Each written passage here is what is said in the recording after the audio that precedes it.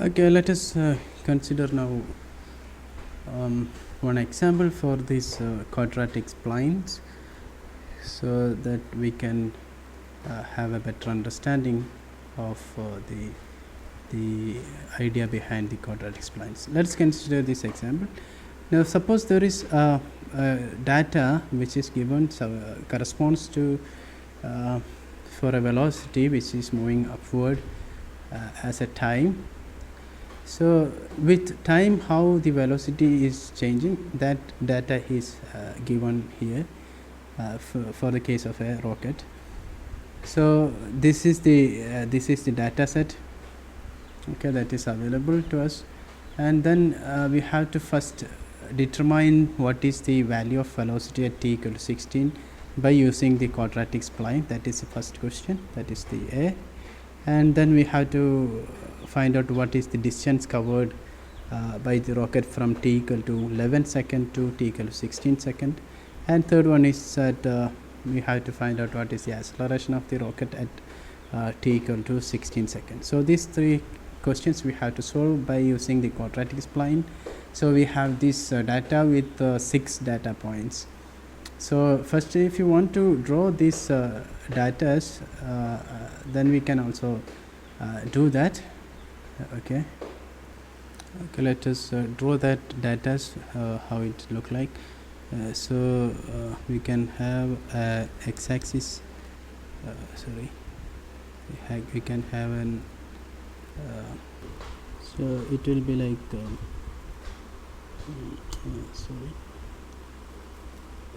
we have x-axis and y-axis like this. Okay, then let's consider these points here. X-axis, we have points from 0, then we have 5, then 10. So we will be having these data points like this. Okay, at 0 0 we have 1 point, and then at 10 we have 227.04, and other points also as shown in figure. So if you want to have this drawn with this spline, then what we can do with spline, the quadratic spline. So if you connect all these points, then it will be like this almost. So it will be going like this. Okay. So this is the basic the velocity versus time graph of a rocket that is given. The data is given. Okay. So now if you want to find out what is the velocity at 16, so we have to first construct all these equations. So before that, you have to consider this. Each of these are the splines. Okay, this is our first spline S1, and this is our last spline. So there are 6 data points, there will be 5 splines. So this is S5, and others this is S2, this one. Okay, so we have different splines in between all these points. Then we consider the first case. What we have to do, we have 5 quadratic equations, 5 quadratic equation which represents the velocity. That is v of t is equal to a1 t square plus v1 t plus c1. That is in range between 0 and 10. And then second quadratic spline, which is in between 10 and 15. The third one is in between 10 and 20. Similarly, with each data points, within each data points we have each of the quadratic splines. So first we have to consider 5 splines, basic equations, that is this one, and then we have to consider each splines at the end points. So we have different equations correspondingly. So here we have the for first spline with t equal to 0 and t equal to 10.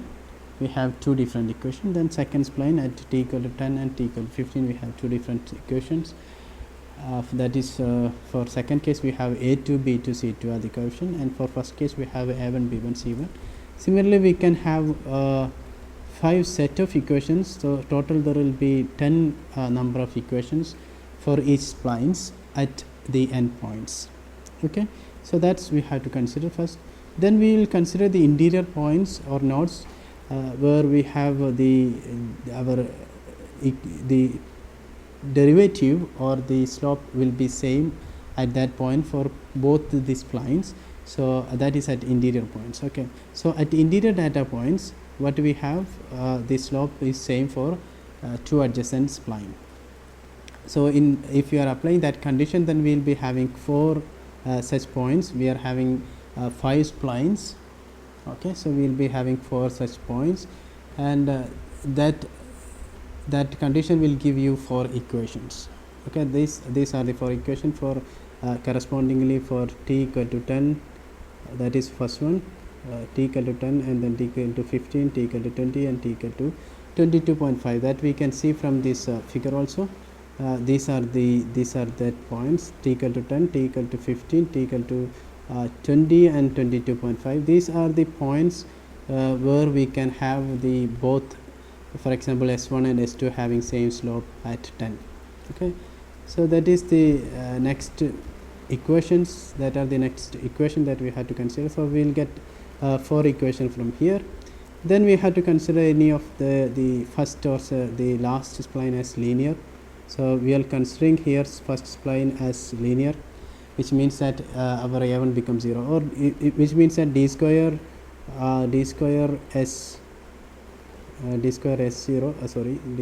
s1 divided by dx square, this will become 0. That is the boundary condition. So if you apply this equation, then we can have the first spline which is linear, and we will get this A1 becomes 0. And we have to construct the matrix then. So this is how exactly the matrix look like in this what you can see from here. This is the matrix representation of the same.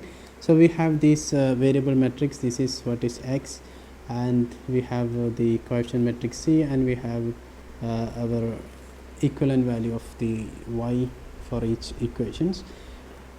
So we can see in first equation we have only 1. That is because in first spline, if you substitute the values in first spline, then we can see from here, from this equation, that is A1 0 square plus B1 0 plus C1 equal to 0, which implies, so this equation implies C1 equal to 0, right? Because when you are substituting x equal to 0, you are having y equal to 0.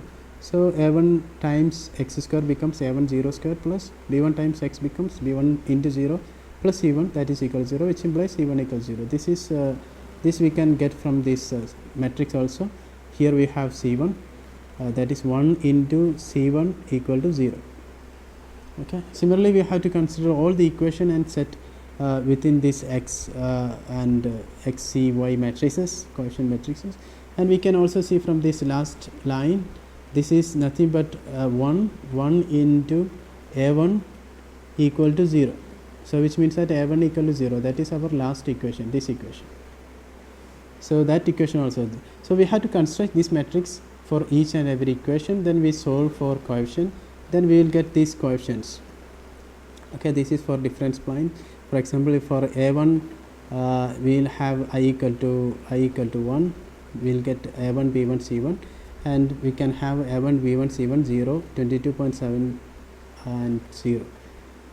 So A2 B2 C2 0.888, and for 0.928 for B2, and then C2 is 88.88. So we get all these coefficients, and then we can substitute the value of 16 at this equation where you are having this spline which is in between this 15 and 20.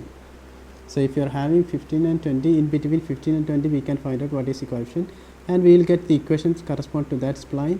Then we can substitute t equal to 16 in that spline, then we will get what is the velocity of that rocket at 16.